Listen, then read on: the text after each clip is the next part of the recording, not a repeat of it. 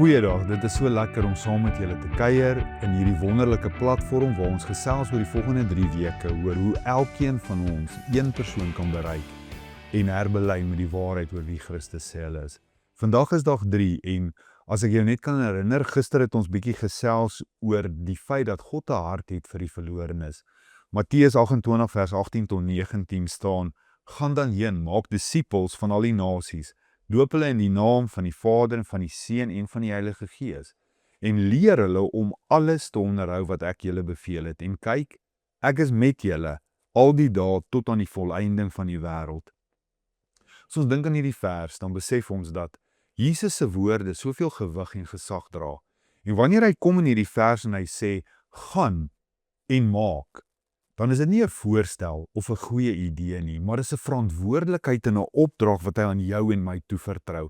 'n Opdrag wat die gang en die hele uitkoms van mense se lewens kan verander. Dit is wat Jesus van jou en my vra, om mense volgelinge van hom te maak, om mense te herbelyn in hulle oorspronklike geskape doel, om in verhouding met hom te staan. Dit beteken dat ek en jy moet verstaan, hierdie is nie 'n passiewe opdrag nie, maar dit vra 'n aktiewe uitdrukking waar ons betrokke raak in die seer en in die pyn van die mense om ons.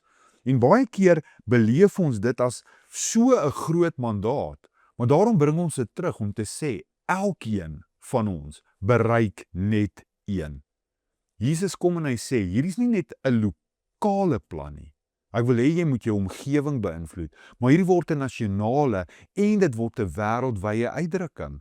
Wanneer hy gesê het, ek wil hê jy moet gaan na die hele Judea, Samaria en tot aan die uiteindes van die wêreld. So ek en jy word deel van sy koninkryk vestig, nie net plaaslik nie, maar ook waar ook al sy gees ons lei of ons stuur, of die mense wat ons bereik het, na toe gaan.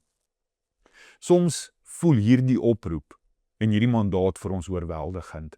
Ons weet nie waar om te begin nie, wat se kursus moet ek doen, wat se woordeskat moet ek hê, maar al wat hy vra, is dat ek en jy beskikbaar sal wees, want hy bekragtig ons alreeds deur sy Heilige Gees wat met ons is.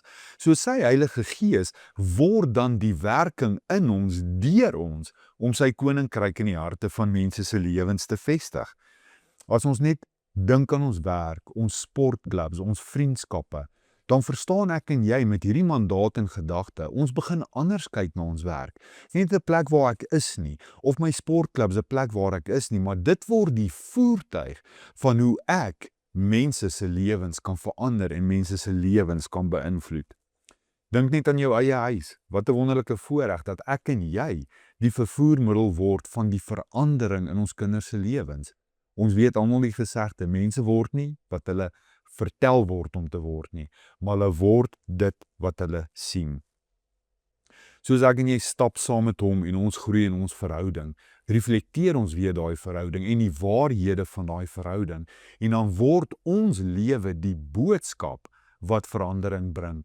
Ek wil jou uitdaag, moenie net altyd met mense praat oor die Bybel nie, maar word 'n vriend van daai persoon, sodat jou lewe die woord word wat die persoon aanspreek.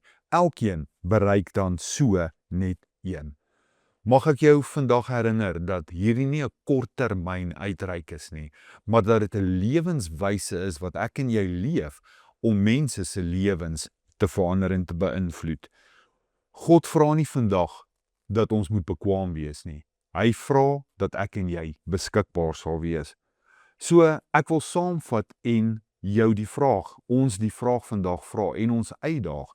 Hoe en watter verbintenis en uitdaging gaan ek en jy aanpak met betrekking tot Jesus se laaste opdrag? Hoe kan ek en jy prakties iemand bereik? Nie uitstel nie, maar dit nou doen. Ek wil saamvat met die versie Jesaja 6 vers 8, waar hulle kom en God daag hulle uit deur te sê, wie sal ek stuur? En die antwoord onomwonde in jou en my lewe moet wees, Here, hier is ek, stuur my. Mag ek en jy opstaan in hierdie mandaat uitleef en sien hoe elkeen van ons een bereik vir sy heerlikheid.